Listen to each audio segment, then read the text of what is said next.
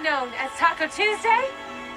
It will be known as Freedom Friday.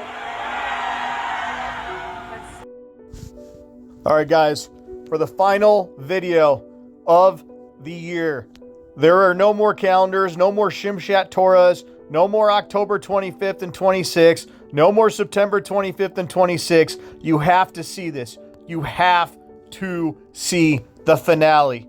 You're not going to believe this. Here it is. He said, "A secret from the beginning as we bring things full circle. I told you of the scrolls that are opened up each week by the children of Israel and the words appointed to be read on each Sabbath day, the parashas. But what if there were a series of appointed words with regard to America?" "What do you mean?" "A calendar of ordained readings appointed for specific days." "Parashas for America?" "In a sense. Not that the words were appointed to be read only in America, but rather that they were released in America and would be read by more people in this land than in any other." "What if?" "It exists," he said. "How so?" "In the form of what is known as the One-Year Bible, a Bible that originated in America and is made up of appointed scriptures, each one ordained to be read on a specific day of the year. So for every date of the year is an appointed passage or passages of scripture, like the scrolls of the synagogue." That's when he reached into his coat pocket and took out the book. "The One-Year Bible," he said, "another form of the parashas." He opened it up, flipped through its pages, found what he was looking for, and handed it to me. "Read it out loud, Noriel," he said, pointing to the passage he wanted me to recite. So I read it. "The Lord sent a word against Jacob, and it has fallen on Israel. All the people will know, Ephraim and the inhabitant of Samaria, who say in pride and arrogance of heart, 'The bricks have fallen down, but we will rebuild with hewn stones. The sycamores are cut down, but we will replace them with cedars.'" "It's the vow," I said, Isaiah 9:10. "The words that identify the beginning of a nation's judgment," he said, "which speak of a calamity that strikes a nation in the form of an attack. Now, look on the top of the page. You'll find a date. It's the date for which this word was appointed. Tell me what it says. Tell me the date." "September 11th. September 11th. This was the word appointed for September 11th. The Bible itself marked the exact date when America's progression of judgment was to begin. "The exact date," said the prophet. "It was to fall on September 11th. Thus, the day when the enemy strikes the land is identified as September 11th. It was all there.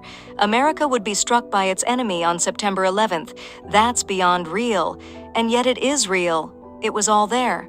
And the One-Year Bible is read all over America." And why did we just share that?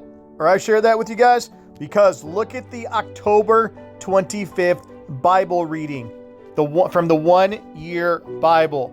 Here's the one for October 25th. Check this out.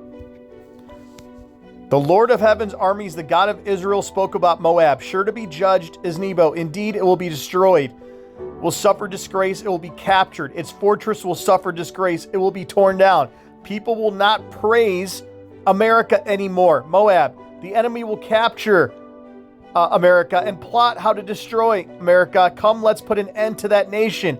City of madmen, you will also be destroyed. A destructive army will march against you." Okay, so you can read the rest of it.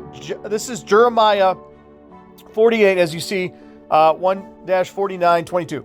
All right, so 1 through 22, I should say. So bottom line is, judgment will come on the cities on the high plain, on America. It will come on the towns, both far and near. Moab's might will be crushed. Its power will be broken. The Lord affirms it.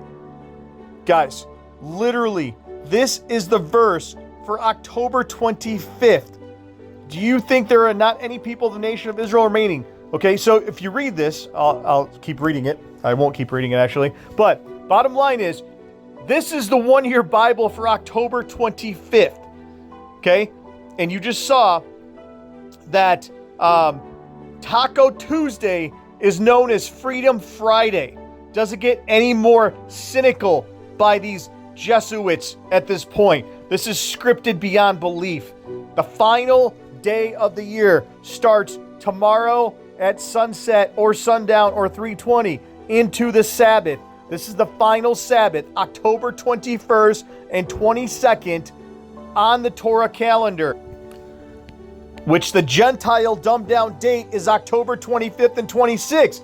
This is why October 7th was October 21st was 7/11 and 9/11. In October 22nd, Homer Simpson was sitting around burning buildings. On Tishri 20, it's played out on the Torah calendar right here. There are no more dates, no more calendars. Why? Because the year ends on Shimshat Torah, the ones that the rapture people could not see until one day prior. I do not understand how the rapture video people did not see this months prior. I picked two dates, September 26th, October 21st, and it's played out on the final day, which I talked about 2 months prior, Shimshat Torah. The cities will burn. It is go time. And let me just provide you this little passage. The ship of the foundation, I replied. Okay, so the ship that discovered Manhattan and marked the beginning of New York City, the ship that laid the foundation on the first power and the rise of America as the strongest economic power on earth, has a name, said the prophet. It's called the Half Moon. On what day did the Half Moon first sail into these waters, this island? On September 11th.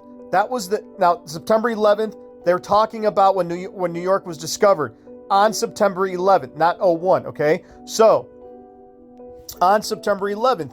So, it all comes together, okay? The vision is shown to me 400 years ago. It was 400 years ago that the ship called the Half Moon came to New York, okay? So, on September 11, 2001, here's what happened. But I'm seeing the Half Moon sailing in the river on September 11, 2001. He paused before responding to that because it did.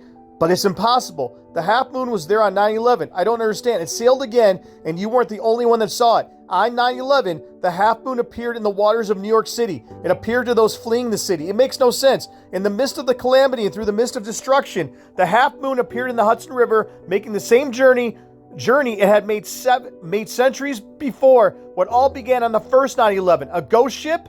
No, said the prophet, a sign manifested on the day of destruction, a sign given to the city and the nation. How, I asked? The same way it always does. No one planned it out, but no one planned it out. But all the events converge that what happened. It just happened that the end of the 1980s, the Half Moon was rebuilt to match the appearance and scale of the original ship. And the morning of 9/11, it approached the island of Manhattan, has done 4 centuries earlier on the same day. But this time it did so on the day of calamity. Why is that important?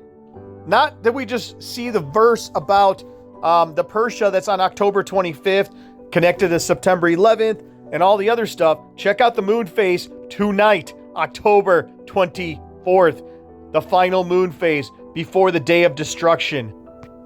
What are the odds?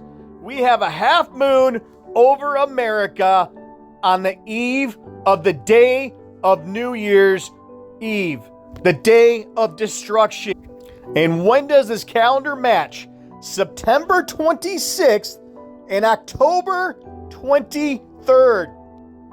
October 23rd, left 69 days in the year, was Hashanah Rabbah. Okay, the start of the 3-day New Year's Eve. Hashanah Rabbah, Shemini Ezrat, Shimshat Torah, if you know your Jewish scripture. New Year's Eve. What is the 23rd?